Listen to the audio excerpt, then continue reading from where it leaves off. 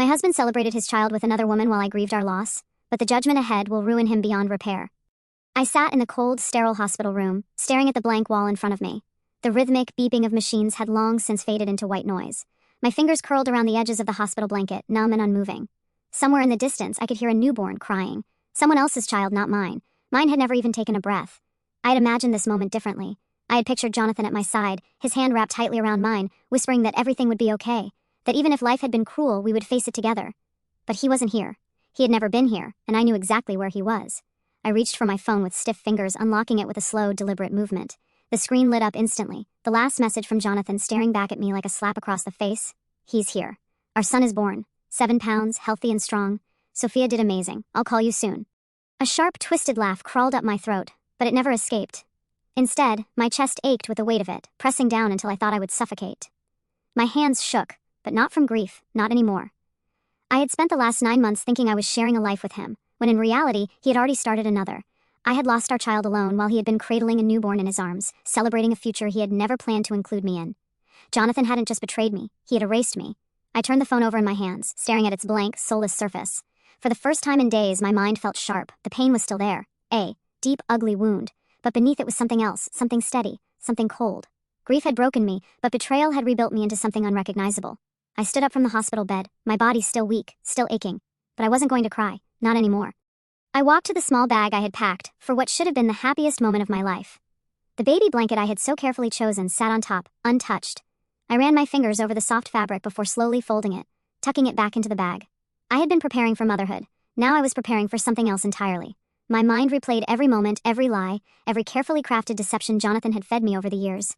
I had been a fool to believe him, a fool to think that love, vows, and shared memories meant anything to a man like him. But he was a fool too, because he thought I would simply fade away.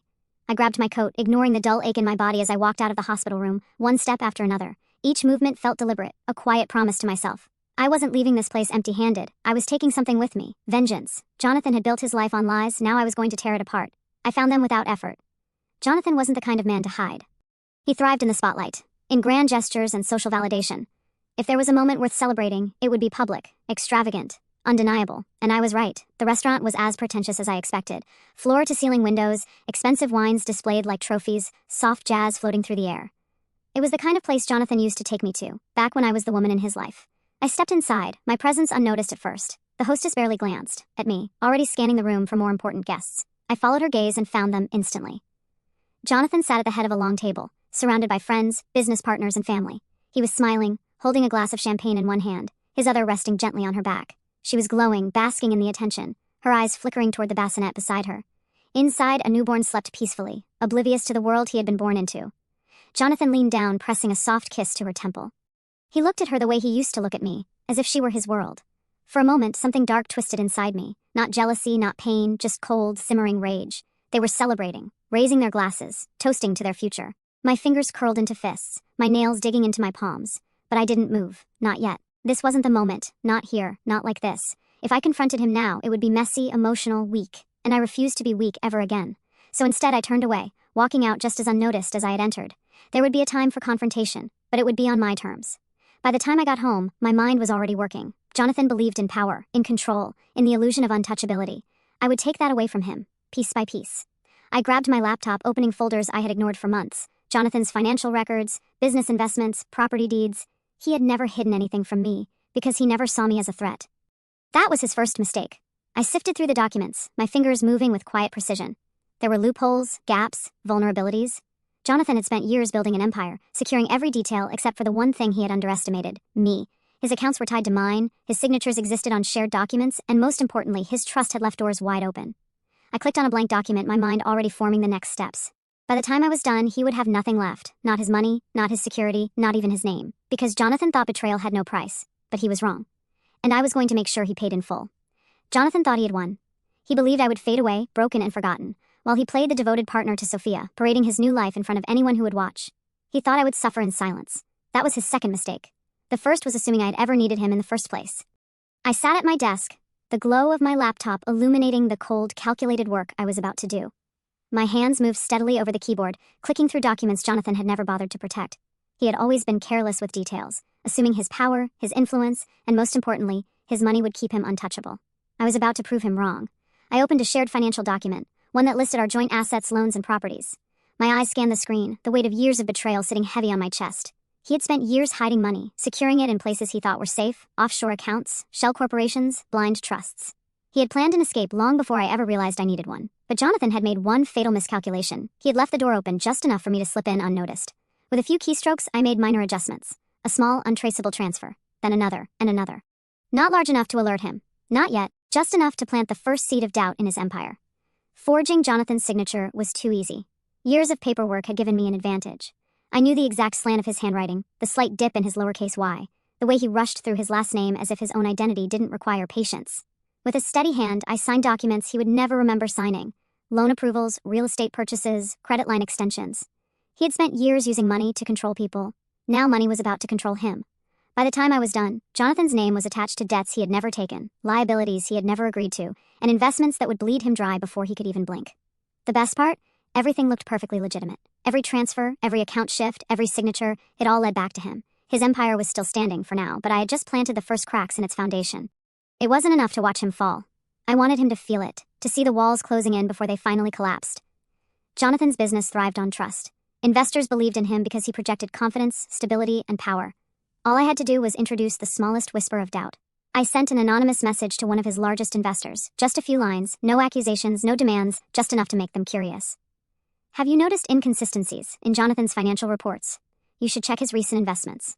Some of his holdings don't add up. A simple message, but it was enough. Wealthy men never trust blindly. The moment suspicion is planted, they start digging. And Jonathan? He had no idea that the people who once supported him were now watching his every move. Sophia had never been a threat. She was simply a pawn Jonathan had moved into place, believing I would break at the sight of her. But she was also his greatest weakness. She didn't love him. Not truly. She loved what he provided, the trips, the luxury, the security. And security is a fragile thing, so I made sure she noticed how much Jonathan's financial stability depended on keeping certain people happy. She started asking questions. Why was Jonathan taking longer business calls? Why did he look tense every time his phone rang? Why had he suddenly stopped promising her the future they had planned? She didn't realize it yet, but she was chipping away at his confidence with every doubt she voiced. And Jonathan? He was too busy holding on to his crumbling empire to see who had set the fire. It took 3 weeks before Jonathan noticed something was wrong. He called me, not to apologize, not to acknowledge what he had done. He called because he needed control, and for the first time, he didn't have it. Christina, his voice was clipped, professional, like we were business partners, not ex-lovers. I need to meet. Now. I let the silence stretch, let him sit in it. Then, calmly, I said, I don't think that's a good idea. You don't think? He exhaled sharply. This isn't about emotions, Christina. There's something happening with my accounts. I need to check. Then you should talk to your accountant, I said, my voice smooth, detached. You think I haven't? His frustration was palpable. Something isn't adding up. I cut him off. Jonathan. He stopped talking. I let his name linger between us. A reminder of who he used to be to me. A reminder of everything he threw away. Then, in a voice colder than I ever thought I was capable of, I said, I don't owe you anything. I hung up, and for the first time since he shattered my world, I smiled. The cracks in Jonathan's empire were no longer invisible. His investors were watching him. His accounts were bleeding money faster than he could trace. Sophia was growing restless, sensing the storm before it hit. And Jonathan? For the first time in his carefully constructed life, he was facing a problem he couldn't fix. I closed my laptop, exhaling slowly. This was just the beginning. Jonathan had spent years betting on the idea that he would always win. But I wasn't playing his game anymore. I was rewriting the rules, and he would lose everything. Jonathan was unraveling, and I wasn't even close to being finished. His call had been the first crack in his carefully controlled facade, a glimpse into the storm he wasn't prepared for. He wasn't used to problems he couldn't buy his way out of, wasn't familiar with losing. But now, his empire was bleeding, and he didn't even know where the wound was. He could feel the weight of something shifting beneath his feet, but he was still grasping in the dark, searching for a culprit he would never find in time. I knew he'd try to cover his tracks. I knew he'd fight to hold on to the illusion of power. But what Jonathan hadn't realized yet was that his greatest weakness wasn't the money slipping through his fingers. Wasn't he the investors side-eyeing him, the banks flagging his accounts, or even the loans quietly piling up under his name. His greatest weakness was the one thing he had always assumed was his strength, his ability to manipulate people. And the easiest person to manipulate? The woman he had chosen to replace me. Sophia had been nothing more than an afterthought in my mind, a name attached to betrayal, a woman who had stepped into my life without hesitation, wearing my husband's devotion like a prize she had earned. But I had never blamed her, not truly. She hadn't stolen Jonathan from me. He had walked away willingly, convinced he deserved something shinier, something new. And now, I was going to show her exactly what that choice had cost her. Sophia wasn't built for struggle. She had fallen for Jonathan because he had promised her a life without limitations, a future paved with luxury and security. She didn't love him. She loved the idea of what he could give her. The moment that security started to falter, so would her loyalty. I had already sown the first seeds of doubt, made her question the stability of the life she had built with him. She had noticed the tension in his shoulders, the unanswered calls, the moments where he disappeared into himself, searching for answers he couldn't find. And now, I just needed to guide her toward the inevitable conclusion. It started small, a message, seemingly innocent, a whisper that wasn't loud enough to cause alarm, just enough to linger in the back of her mind. Has Jonathan told you about his recent financial troubles? You might want to check your shared accounts. I knew she would read it. I knew she wouldn't believe it, not at first. She would dismiss it, laugh it off as nonsense, but the thought would linger, it would take root. And curiosity is a dangerous thing when trust is already wavering. She wouldn't confront him immediately. That wasn't how women like Sophia operated. She would start with subtlety, testing the waters before making any accusations. She would glance over his phone when he wasn't looking, notice the emails that weren't there before, the stress lines on his forehead he couldn't smooth away. And then, one night, when he left his laptop open a little too long, when he stepped away for a moment too many, she would look. I knew what she would find. The discrepancies, the flagged transactions, the inconsistencies that didn't align with the life he had promised her. Jonathan would lie, of course. He would assure her it was nothing, a temporary setback, a misunderstanding that would be cleared up soon. He would flash that same confident smile, the one that had convinced me of so many things before. But there was one fundamental difference between me and Sophia. I had loved Jonathan enough to believe him. Sophia had only ever loved what he could give her, and once she started questioning him, once she realized the cracks were deeper than she had expected, that security was no longer guaranteed, her faith in him would shatter. I didn't need to force her hand. I just needed to let her paranoia grow. Another message, this time a little sharper. Did you know Jonathan has a history of moving money without telling his partners? You should check the offshore accounts. The thing about people who build their relationships on deception is that they never fully trust the other person. There's always a part of them that wonders, will they do to me what they did to someone else? Sophia didn't love Jonathan, she loved stability, and the moment she realized that stability was slipping, she would start looking for an escape route. It took a week before she made her first move, a quiet, calculated withdrawal from their shared account. Not enough to set off alarms, but enough to give her a cushion, an emergency exit in case things spiraled faster than she expected. Jonathan didn't notice. He was too busy chasing shadows, trying to patch holes in a sinking ship, convinced that if he just found the source of the problem, he could stop the bleeding. He didn't realize that Sophia had already smelled the smoke and was preparing to run before the fire consumed everything. Another week passed, and I pushed a little further. You might want to check the property titles. They may not be as secure as you think. The moment Sophia saw what I had done, the forged documents, the names shifting on the deeds, the evidence that Jonathan's empire was no longer truly his, she didn't panic. She planned. She started moving assets into her name, securing what she could before it was too late. She withdrew more money, made subtle inquiries into properties under her own control, started laying the foundation for a life without him. And Jonathan? He was still fighting an invisible war, too distracted by his collapsing financial world to realize the one person he had left was preparing to leave him in the wreckage. The night it all came crashing down, I almost felt sorry for him. Almost. Sophia confronted him in their penthouse, the one I had once called home. I wasn't there to witness it, but I didn't need to be. I could picture it clearly. Her voice sharp with accusation, Jonathan scrambling for explanations, realizing too late that he was grasping at air. She told him she was leaving, that she wasn't going to stay with a man who had nothing to offer her anymore, that he had promised her a future, and she wasn't about to let him drag her down with him. Jonathan, for the first time, truly understood what it meant to be abandoned. The irony wasn't lost on me. I watched from a distance, as Sophia packed her things, slipping away in the night like a thief, taking whatever remnants of security she could carry. She didn't look back. Jonathan stood at the window of his now empty home, staring out at the city he had once ruled. And for the first time he was alone, completely, utterly alone. I closed my laptop, exhaling slowly. The pieces were falling into place. Jonathan had spent years believing that money made him invincible, that wealth gave him power. Now he had neither, and I wasn't done yet. Jonathan stood at the window of his penthouse, the city stretching out beneath him, its lights flickering like distant stars. But they weren't his stars anymore. The empire he had built was crumbling, the foundation rotting beneath his feet, and for the first time, there was no one left to prop him up. No Sophia, no business partners, no safety net. He ran a hand through his hair, exhaling sharply. His phone lay on the marble countertop, the screen lit with unanswered messages, investors demanding explanations, banks tightening their grip, financial advisors scrambling to put out fires he hadn't even known existed until it was too late. Nothing made sense. How had this happened? Jonathan had always been ahead of the game, always in control. He had money, power, influence. He had protected himself. And yet, here he was, watching it all slip through his fingers like sand. He picked up the phone, dialing his financial advisor. The call rang once, twice, then straight to voicemail. Panic flickered beneath his skin. This wasn't a setback. This was something else, something deeper, something deliberate. He paced the room, his thoughts tangled in knots. The numbers weren't adding up, the withdrawals, the missing assets, the sudden instability in his accounts. It wasn't natural. It wasn't coincidence. Someone had done this to him, and he needed to find out who. Christina sat in her apartment, sipping tea, her laptop open before her. The numbers on the screen were shifting, accounts emptying, assets being flagged.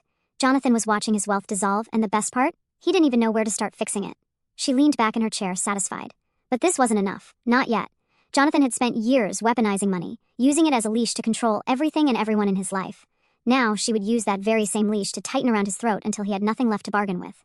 She reached for her phone, scrolling through her contacts until she found the name she was looking for. With a slow smile, she pressed call. A voice answered almost immediately.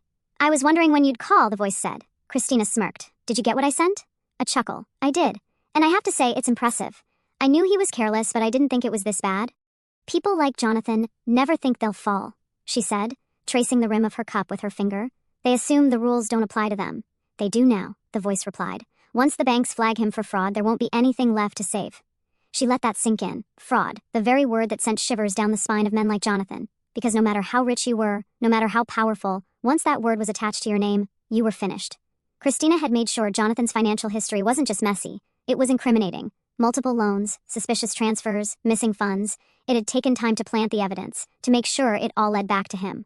But now, it was complete. The banks wouldn't ask questions. They would react. "Good," she said finally. "Let it begin." Jonathan was woken up by the sound of his phone vibrating against the bedside table. He groggily reached for it, blinking against the harsh glow of the screen. His heart skipped when he saw the name flashing, his bank. He sat up instantly, swiping to answer. "Yeah? Mr. Carter, I'm calling regarding urgent discrepancies in your accounts. There have been multiple flagged transactions." "What transactions?" he snapped, already swinging his legs over the bed, his pulse thumping. "We need you to come into the branch immediately. There are concerns regarding unauthorized movement of funds, including potential fraud." Jonathan's blood ran cold. Fraud? He was out the door in minutes, barely taking the time to throw on a blazer. His driver was waiting outside, but for the first time, Jonathan didn't feel like the man in control. He felt like prey. The drive to the bank felt longer than usual, the city outside blurred past, but his mind was focused on only one thing. Who was doing this? Inside, the atmosphere was tense. He was led to a private office where a stern-faced executive was waiting. "Mr. Carter, I'll be direct," the man said, sliding a thick file across the desk. "We found irregularities in your recent financial activity. Large sums of money being transferred to offshore accounts. Loans taken under your name without proper documentation." "That's impossible," Jonathan interrupted, but his voice lacked its usual authority. "Is it?" The banker arched a brow, flipping the file open. "These are all processed under your authorization. Your signature is here. The accounts are linked to your businesses. It's all legally tied to you." Jonathan's pulse pounded. He leaned forward, staring at the documents, at the evidence stacking against him. The signatures, his. The accounts, his. But he hadn't done this, had he? He ran a hand through his hair. The stress, the endless transactions, the constant movement of funds. Could he have signed something without realizing it? He swallowed hard. "I need time to look into this. I'm afraid that's not possible," the banker said. "We're freezing all your accounts, effective immediately, until this is resolved." Jonathan barely heard the words, his vision blurred, frozen. His money was frozen, his lifeline cut off. He stood abruptly, his chair scraping against the floor. "I have lawyers. I'll fix this." The banker didn't blink. "I suggest you do so quickly." Jonathan stormed out of the office, his breath coming fast, his hands clenched into fists. Someone had set him up. Someone had planned this. He yanked his phone from his pocket, dialing the one person he had always relied on in times of crisis, his most trusted business associate. The call rang. No answer. His chest tightened. Another call, another silence. One by one, every single person he thought he could depend on was disappearing. And then, one name remained. One person who had yet to reach out, yet to react to his downfall. Christina. His fingers hovered over her contact. His pride screamed at him to not call, to find another way. But he had none. She was the last piece of familiarity in his collapsing world. Finally, he pressed call. The line rang once, twice, then she answered. Silence stretched between them. Then her voice, smooth, controlled, "Jonathan." His throat was tight, his words stiff. "I need to see you." A beat, then soft laughter, not mocking, just knowing. "I don't think that's a good idea," she said. His jaw clenched. "You don't understand." "Oh, I understand perfectly." Her voice was light, almost amused. "I told you once that I didn't owe you anything. Did you really think that changed?" He exhaled sharply. "Christina, please." Silence. "Then you should have thought about that before you made me bury our child alone." The call ended. Jonathan stood frozen, the dial tone ringing in his ears. And for the first time he understood. He wasn't losing everything. He had already lost it.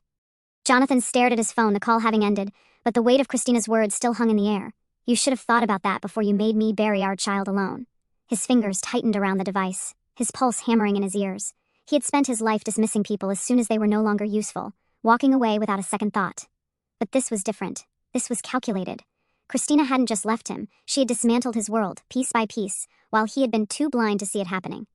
Jonathan turned back toward the towering glass windows of his penthouse, but the view no longer looked the same. The city that once felt like his kingdom now felt cold, distant. For the first time in his life, he wasn't just facing a setback. He was alone. The next morning, he sat in his office, tapping his fingers against the desk, his thoughts tangled in knots. There had to be a way to fix this. His first call was to his lawyer, voicemail. The second, to his financial advisor, voicemail. By the third call, frustration clawed at his chest. He reached for his assistant's number, knowing that if anyone could track down the people avoiding him, it would be her. But this time, the phone didn't ring. A disconnected number. A sickening realization settled in his gut. They weren't just ignoring him. They were gone. One by one, every person he had relied on, every employee, every trusted business associate, every so-called friend had begun severing ties, leaving him in the wreckage of the life he had built. Jonathan clenched his jaw. This wasn't coincidence. Christina had made sure he wasn't just losing money, he was losing everything. The headlines came first. At first, they were whispers. Rumors of financial instability, speculation about failed investments. But within days, they turned into something worse. Jonathan Carter under investigation for fraud. Once a financial powerhouse, Carter Industries faces internal collapse. Investors pull out. Carter's future in business uncertain. Jonathan slammed his fist onto the desk, rage surging through him. He scrolled through news sites, each article slicing deeper, each accusation more damning than the last. Christina hadn't just destroyed his finances, she had destroyed his reputation, and no one wanted to be associated with a sinking ship. He reached for his phone again, dialing an old contact, someone who had stood by him through worse. The line connected. For a second, relief flickered through him. Then a voice, distant and hesitant, Jonathan. He already knew what was coming next. I can't be involved in this, the man said. Jonathan swallowed hard. You know I didn't. It doesn't matter. The damage is done. Jonathan gritted his teeth, his grip tightening. So that's it? You're just walking away? Another pause. You made too many enemies, Jonathan. I'm not going down with you. The line went dead. Jonathan exhaled sharply, lowering the phone. His most trusted allies were cutting ties. His entire support system was vanishing before his eyes. That evening, he went to the one place he had always considered his safe zone. His private club, the exclusive retreat where billionaires, politicians, and power players gathered. Behind closed doors. Where deals were made over whiskey and problems were solved before they could make it to the public eye. But as soon as he stepped inside, he felt the shift, the glances, the hushed conversations, the way people turned away when they saw him. He walked toward the bar, forcing himself to ignore the growing sense of unease. He ordered a drink, but when the bartender placed the glass in front of him, there was something different in the man's expression. Pity, disgust. Jonathan's hands curled into fists. His name had always carried weight. It had opened doors, commanded respect. Now, it was a liability. People were distancing themselves, not because they feared him, but because they no longer saw him as one of them. Jonathan downed the drink in one go, slamming the glass onto the counter. He turned, surveying the room, looking for someone, anyone, who would still stand by him. Then he saw Nathan Caldwell, an old associate, someone who had once spoken about loyalty as if it was a religion. Jonathan crossed the room in quick strides. Nathan, he said. The man turned, his expression unreadable. Jonathan. Jonathan forced a smirk. Guess the media's having fun, huh? Nathan didn't smile. You shouldn't be here. Jonathan's smirk faltered. Since when do I need permission? Nathan exhaled, setting his drink down. It's not about permission. It's about perception. He met Jonathan's gaze. No one here wants to be seen with you. Not anymore. The words struck deeper than Jonathan expected. His voice was cold when he finally spoke. You're making a mistake. Nathan shook his head. No, you did. He turned and walked away. Jonathan stood there, surrounded by familiar faces that suddenly felt like strangers. And for the first time in his life, he knew what it felt like to be powerless. He drove aimlessly through the city, past towering skyscrapers that once felt like his kingdom, past restaurants where he had celebrated his victories, past hotels where he had entertained business partners and lovers alike. But tonight, none of it felt like his. Tonight, the city was just a maze of shadows, and he was nothing more than a man who had lost everything. He pulled over on a quiet street, his hands gripping the wheel, his chest rising and falling with uneven breaths. Jonathan Carter had been a man of status, power, and control. Now, he was just another name on the verge of ruin. His empire, gone. His money, frozen. His allies, abandoned him. And the one person he had never thought capable of standing against him was the one who had orchestrated his downfall. He reached for his phone, hesitating. There was only one name left, Christina. His thumb hovered over the screen. He could call her, demand an explanation, beg for help, try to undo whatever she had done. But as his finger trembled over her name, he already knew the truth. There was no going back. This was what betrayal felt like. This was what losing everything looked like. And Christina had made sure that he had no one left to blame but himself. Jonathan sat in the backseat of his car, his hands gripping the wheel so tightly that his knuckles turned white. The city lights outside blurred together, streaks of gold and red melting into the darkness. His mind was spinning, replaying every conversation, every loss, every betrayal. His empire had crumbled beneath him, his wealth slipping through his fingers like water. His allies had abandoned him, his reputation dragged through the mud. And now, for the first time in his life, he had no power, no control, no safety net. The weight of it pressed down on him, suffocating. He inhaled sharply, exhaling through gritted teeth. He couldn't sit here, wallowing in his downfall. There had to be a way to fix this. There had to be something he could do. For years, he had been the man people feared, respected, admired. He had built himself into an untouchable figure. He had risen higher than anyone else, climbed further than anyone thought possible. And now, he was a spectacle, a joke. His phone vibrated beside him, snapping him from his thoughts. He glanced at the screen, his pulse quickening. Another news alert, another dagger to the chest. Jonathan Carter caught in financial scandal. Is this the end of his legacy? His stomach twisted. He opened the article, his eyes scanning the words, his heartbeat pounding in his ears. The accusations were worse than he expected. Fraud, embezzlement, mismanagement. The words painted him as a man who had built his success on deception, who had manipulated the system for his own gain. None of it was true, but it didn't matter. People believed what they wanted to believe, and right now they wanted to see him fall. A slow, sickening realization settled in his chest. This wasn't just about his financial ruin. Christina had made sure he didn't just lose money. She had ensured that he lost his name, and once a name was tainted, it was impossible to clean. The world was watching him drown, and no one was coming to save him. The first sign that he was losing more than just business came the next morning. Jonathan arrived at his office, his head held high despite the chaos swirling around him. He walked through the front doors, his steps measured, controlled. He needed to show strength. He needed to remind people who he was. But the moment he stepped inside, he felt it, the shift. Employees who once scrambled to please him now avoided his gaze. Conversations hushed as he passed, whispers replacing the usual air of submission. He saw the way they looked at him, not with admiration, but with pity, or worse, disgust. He clenched his jaw, pushing forward, ignoring the sinking feeling in his gut. He stepped into the elevator, the doors closing behind him, sealing him in silence. Then, a voice behind him, "I heard the board is considering forcing him out." Jonathan's breath caught. His fingers twitched at his sides. They'd be stupid not to. He's a liability now. The words struck deeper than he expected. He turned slightly, catching the reflection of two employees standing in the corner, speaking in hushed voices. They didn't realize he was there, or worse, they didn't care. The door slid open, and Jonathan walked out, his shoulders tense, his thoughts spiraling. He needed to get ahead of this. He needed to control the narrative. That afternoon, he called for a press conference. It was a desperate move, but he had no choice. He needed to face the media head-on, to re-establish his authority before the damage became irreversible. The room was packed. Reporters, journalists, business analysts, all waiting, hungry for the spectacle. Cameras flashed as he stepped onto the stage, his expression carefully composed. He adjusted the microphone, cleared his throat, and began. "There have been recent allegations regarding my financial affairs," he started, his voice steady. "I want to make one thing clear. I have done nothing illegal. These rumors, these accusations, are an attempt to destroy my career, my reputation, and I will not stand for it." The murmurs began immediately. The cameras zoomed in, capturing every flicker of emotion, every bead of sweat on his brow. He knew how to handle the press. He had done it 1,000 times before. But this time, he wasn't the one in control. A reporter in the front row stood, a smirk tugging at the corners of her lips. "Mr. Carter, if you have nothing to hide, can you explain these?" She lifted a folder, flipping it open for the cameras to see. The documents inside were crisp, printed in black and white, and Jonathan's stomach dropped. Bank statements, contracts, emails, leaked evidence tying him to fraudulent transactions, the very proof he needed to prove his innocence, except it had been twisted against him. He swallowed hard, gripping the edges of the podium.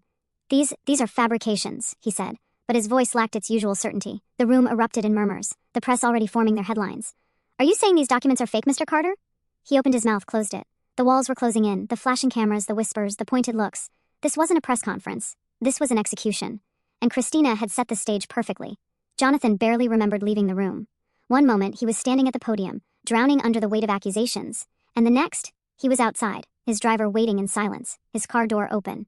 He slid into the back seat, slamming the door shut, his breath uneven. His hands trembled as he reached for his phone, scrolling through the countless messages flooding in, business partners pulling out, former allies distancing themselves, his company's stock plummeting in real time. And then, a message from an unknown number. It was just a single line. "You wanted to build a legacy. Now you'll be remembered as a fraud." He knew exactly who it was from. His chest tightened, rage and despair colliding inside him. Christina hadn't just taken his money, his connections, his business. She had taken his identity. The world no longer saw him as a powerful businessman. They saw him as a scandal, a disgrace, a man who had it all and lost everything. And the worst part? They weren't wrong. Jonathan sat in the backseat of his car, the weight of his downfall pressing against his chest like an unbearable force. The city outside blurred past him, the same streets he once dominated now feeling foreign, hostile. The headlines had sealed his fate, the scandal permanently etched into the public eye. Jonathan Carter, the fraudster who lost it all. His name, once synonymous with power, now carried the stench of disgrace. The driver didn't speak as they pulled up to his penthouse. Jonathan stepped out, his movements stiff, his body running on pure survival instinct. He needed a plan, a way to claw his way back. There had to be something left, something salvageable. But when he reached the entrance, he noticed something off. The doorman, a man who had once greeted him with nothing but respect, now hesitated. "Mr. Carter." There was pity in his voice, hesitation. Jonathan frowned. "What?" The man exhaled, shifting uncomfortably before gesturing toward the doors. "I think you should go upstairs, sir." Jonathan pushed past him, the tension in his chest tightening as he entered the lobby. People stared, their whispers slicing through the silence. Then he saw them. 2 men in black suits stood near the elevator, their presence unmistakable, bank representatives. Jonathan's stomach lurched, his hands balled into fists as he approached. What the hell is this? One of the men, older and expressionless, stepped forward. Mr. Carter, I'm afraid we have orders to seize your assets due to outstanding debts and legal actions. Your properties, including this residence, have been repossessed. The words hit like a punch to the gut. Jonathan's jaw clenched. That's not possible. The paperwork is in order, the man continued. Your accounts have been frozen. You have 24 hours to vacate the premises. A cold sweat formed on his skin. His mind raced, searching for a way out, for leverage, but there was none. Everything was gone. His home, his assets, his wealth, and there was nothing he could do about it. An hour later, he stood in his penthouse, staring at the walls that had once symbolized his success. The grand windows overlooked the skyline, but it no longer felt like his city. His things were being packed by silent movers, stripping the space of its identity, his identity. The realization settled over him like a lead weight. He had nowhere to go, no house, no office, no safety net. His phone buzzed in his pocket. He pulled it out, hoping for a miracle. Instead, it was another message from an unknown number. Losing everything hurts, doesn't it? Jonathan's fingers tightened around the device. He didn't need to guess who it was from. Christina. She had orchestrated every part of this. She had built this trap, waited patiently, and now she was watching it all play out exactly as she had planned. He swallowed the lump in his throat. He wouldn't give her the satisfaction of a response. He tossed the phone onto the couch and turned toward his closet, grabbing a single suitcase. There was no point in packing much. Most of what he owned wasn't his anymore. With one last look around, he walked out. And for the first time in years, Jonathan Carter was homeless. 2 weeks later, he found himself in a cheap, one-bedroom apartment on the outskirts of the city. The space was suffocatingly small. The walls stained, the air stale. The kind of place he would have sneered at in another lifetime. The kind of place he never thought he would end up. He sat on the worn-out couch, staring at his laptop, scrolling through job listings. His name was Poison. No company would touch him. No investors would meet with him. His once expansive network had collapsed, leaving him with nothing but rejection emails and dead ends. A knock at the door made him flinch. He hesitated before getting up, every step feeling heavier than the last. When he opened it, a man stood on the other side wearing a company uniform. Carter? Jonathan stiffened. Who's asking? The man handed him an envelope. Final notice. Your car's getting repossessed. It should have been done last week, but I guess they gave you some extra time. Jonathan stared at the papers in his hands. His last piece of luxury, his final tie to the world he once ruled, gone. The man sighed. Tough break, man. I'd get your stuff out of the car now before they tow it. Jonathan didn't respond. He simply nodded and shut the door. He stood there for a long moment, the notice crumpled in his hand. This was his new reality. A reality where he wasn't a man of power. A reality where no one cared about Jonathan Carter anymore. Days passed, then weeks. His bank accounts remained frozen, his legal battles dragging on without end. He had no choice but to look for work. It was humiliating. Every rejection was another reminder of how far he had fallen. At last he found something, an assistant manager position at a local retail store. It wasn't glamorous, it wasn't prestigious, but it was all he had. On his first day, he stood behind the counter, the cheap uniform stiff and unfamiliar. The store was quiet, customers shuffling in and out without paying him a second glance. Then, as if fate wanted to twist the knife deeper, he saw someone familiar, Nathan Caldwell, an old associate, a man who used to shake his hand at million-dollar deals. Nathan walked in, brows furrowed as he glanced at the shelves, clearly looking for something. Then he saw Jonathan. His expression shifted. Recognition, surprise, then something worse, pity. Jonathan, Nathan said, his voice laced with disbelief. Jonathan forced himself to stand straighter. Nathan. Nathan hesitated. He glanced around the store, then back at Jonathan. I heard things had gotten bad, but I didn't realize. Jonathan clenched his jaw. Need help finding something? Nathan's lips parted slightly, as if searching for the right thing to say, but in the end he simply nodded. Yeah, just looking for a phone charger. Jonathan turned, walking to the electronics section, his movements stiff, mechanical. He grabbed a charger from the shelf and handed it to Nathan. Nathan hesitated before taking it. I hope you're doing okay, he said. Jonathan exhaled slowly. Yeah, I'm great. Nathan gave him one last glance before heading to the register. Jonathan stood there for a long time, staring at the empty aisle. He had spent his life believing that money was everything, that status defined a person. Now, standing in a job he never thought he'd need, in a life he never imagined for himself, he finally understood what it meant to have nothing. Christina had taken it all, and for the first time, he knew he deserved it. Jonathan stood in the dimly lit stockroom, staring at the cold metal shelves stacked with inventory. The scent of cardboard and stale air filled his lungs. A month ago, he had been sitting in a glass office, signing multi-million-dollar deals, commanding rooms filled with powerful men who hung on to his every word. Now, he was scanning barcodes and stocking shelves in a store where no one even knew his name. The finality of his downfall had settled into his bones. There was no escaping it now, no fixing it, no climbing back to the top. He had lost everything. His fortune, his power, his allies. He had spent years believing he was untouchable, that no matter what mistakes he made, he would always land on his feet. But Christina had made sure he never would again. He exhaled sharply, rubbing his temples. His shift was almost over. Another night of returning to a dingy apartment, eating cheap takeout, and scrolling through job listings that would never lead anywhere. His phone buzzed in his pocket. He pulled it out, already expecting another "we're sorry, but we have chosen another candidate" email. Instead, it was a message from an unknown number. "Are you ready to face me now?" His breath caught. His fingers tightened around the phone. He didn't need to guess who it was. For weeks, Christina had been silent, watching from the shadows, letting his world burn without interference.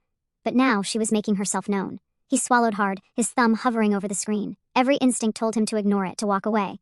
But deep down, he knew he couldn't. This wasn't over, and it never would be until he saw her one last time. The coffee shop was quiet, nearly empty. Jonathan walked in, his steps hesitant. His clothes nowhere near the tailored suits he used to wear. His reflection in the window was unrecognizable, his once groomed appearance now replaced with exhaustion, his face sharper, the weight of his downfall etched into every feature. Then he saw her. Christina sat near the back, her posture relaxed, her fingers wrapped around a steaming cup. She looked different, not colder, not crueler, just free. She met his gaze without hesitation, no anger, no triumph, just calm. Jonathan approached slowly, every step heavier than the last. He slid into the seat across from her, the silence stretching between them. For a long moment, neither spoke. Then finally, he exhaled. "You did all of this," he said, his voice hoarse. Christina tilted her head slightly. "Did I?" His jaw clenched. "Don't play games with me. The accounts, the fraud accusations, the investors pulling out, the media leaks, that was you." She didn't confirm. She didn't deny it either. Jonathan let out a bitter laugh, shaking his head. "Why?"